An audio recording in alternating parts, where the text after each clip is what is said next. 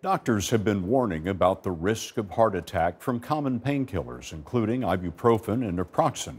But a new study warns that the risks can appear after just days of use.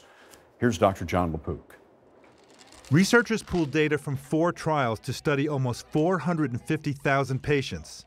The risk of heart attack after taking common painkillers like ibuprofen and naproxen, also known as NSAIDs, for as little as 1 week increased by about 20 to 50%. The risk was greater at a higher dose. Cleveland Clinic cardiologist Dr. Steve Nissen has studied the link between heart disease and NSAIDs. He says the risk has to be balanced with the benefit of pain relief. Allowing people to suffer from pain is also not always acceptable, and so we try to work with our patients and we try to find the best pathway to relieving their pain without causing them to have a second heart attack.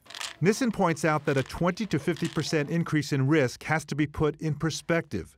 For example, a healthy young man has much less than a 1% annual risk of a heart attack.